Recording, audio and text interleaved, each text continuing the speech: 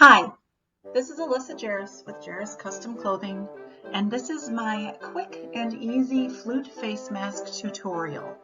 I am a sewist and a band director, but I am not a medical professional. I make no claims about the safety or efficacy of this mask, but it's my best interpretation from our current research of what will help protect you and your students when playing in person. Here's an overview of how I put this together. The inner layer, the side that faces the player, is a cotton knit. The middle layer is a filter layer, non-woven polypropylene, and the outer layer is a woven cotton. For me, I found the knit at a regular fabric store. The filter layer I ordered online. It was material designed for washable masks, and it came extra wide. It's really similar in quality to non-fusible interfacing, and that might be a good substitute, especially if you're only making a few of these. The outer layer was woven cotton, and because of the yardage, because we're dealing with 18-inch squares, as you'll see in our next photos, it worked out really well to use quilt backing material, the extra wide cotton. It's 108 inches wide, works out really nicely for yardage. You could also do something out of a regular quilting cotton, but you might end up with a little bit of waste that way. Your inner layer and outer layer could be made of the same material. It's not necessarily a requirement of the design that there's a knit on the inside, but the knit is soft and it gives the mask a little bit of weight and friction against the player's body. The finished mask has ties in the top that go over the nose. The ties that I'm demonstrating in this video are from a double fold bias seam binding, but twill tape I think would work excellently. You could even use ribbon. Whatever you choose, you want to make sure it's fairly soft because it's right up against the player's face. A little bit of stretch also makes it really comfortable. So out of each of your three materials, you're going to cut one 18 by 18 square for each mask that you're going to make. So one outer layer, one filter layer, and one inner layer. If you have a conventional machine, then you're going to align the three squares in this order. You're going to put the inner and outer materials with the right sides together and put your filter material on top. Pin it all in place. Then you're going to stitch the sides and the lower edge. So from one side across the bottom, up the other side at 3/8 of an inch seam allowance. So leave the top side open so you can turn it. Then turn the whole thing right side out so that you end up with the filter layer sandwiched in the middle and press it down. It'll end up looking a lot like a pillowcase at this point. Then you're going to baste across the upper edge to keep it in place during the next step.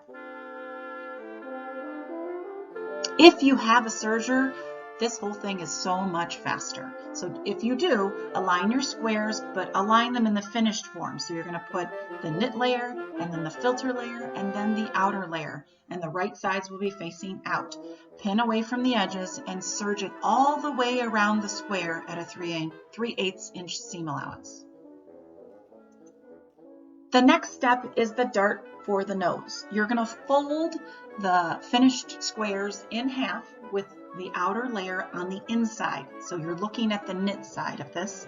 And then you're going to mark a 1/2 inch from the corner fold and 3/4 of an inch down from that corner fold and stitch across. So you're making a little triangle, and this is just going to fit around the edge of the nose. The next step is pleats. So you're going to create 3 pleats on either side of the nose dart. They're going to kind of face each other. You'll pin them down in place. As you pin them, try to make them angled so that you're creating a curved shape. That curved shape is more natural across the face. Makes the mask a little bit more comfortable to wear. You can baste them down at this point if you want to. I decided just to leave my pins in and take them out as I was sewing in the next step. Your total width across the top after you're done creating your pleats should be between 9 and 10 inches. Err to the side of smaller for younger students and 10 inches towards older students or adults. For this next step, you're going to measure 42 inches of whatever material you're using for ties. I think a 3/4 inch twill tape is ideal. You can use bias tape. You could make bias tape. In my picture here, I'm using double fold bias tape. You could also use ribbon.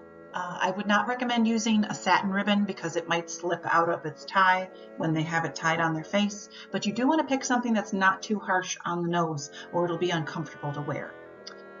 You're going to fold that length of 42 inches in half. So at the 21-inch mark, you can go ahead and put a little dot there if you need it, and then pin that center point to the nose dart on the inside of the mask. So in this case, it's on the knit side. So you've got that tied material anchored in the center of your mask. Go ahead and align it with your upper edge and then stitch it down on the inside of the mask. So again, notice the knit side is up. You're going to stitch on top of the tie and the pleats. Make sure again that you're not running into your pins. Then you're going to flip the mask over and fold that tie material over to the other side and stitch it down for a nice finished edge. And that's the finished mask. I did go ahead and continue to fold across the ties for the rest of the tie. I went ahead and zigzagged on that just because I thought it looked nicer. It also holds in my raw edges because I was using bias cut fabric there, but you can do whatever you feel is necessary for your ties to make them durable and useful. I used a zigzag stitch because my bias tape has a little bit of stretch to it. If you can have a little bit of stretch on your ties, it does tend to make them a little bit more comfortable. So wearing the mask is pretty simple. I'm going to ask my students to take off their regular face mask before they put this one on, just because I don't want them to layer one on top of the other and the outside of their regular mask to contaminate the underside of this mask. It's important to emphasize to them during this part that they shouldn't be talking.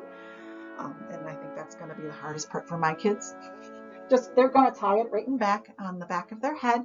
And then when they go to play, they're going to tuck their flute underneath it and kind of cozy the material around the flute, sort of tuck it in and nestle it in like it's under a blankie. And then when they play, the air is going forward through the material and getting filtered through the material and hopefully not pushing out the sides. I like the open bottom design of this mask as opposed to a mask with a hole in it or a flap in it because it's easier to get the flute inside of it and to make it positioned without pulling the mask off. I found in all of my previous experiments that any mask that I designed that had to fish the flute through one of those openings was just really difficult. And I was thinking of my poor little 6th graders trying to do that and all the other awkwardness of playing the flute in their first year.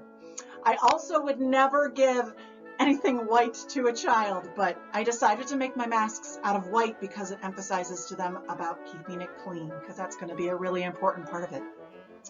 So that's my tutorial.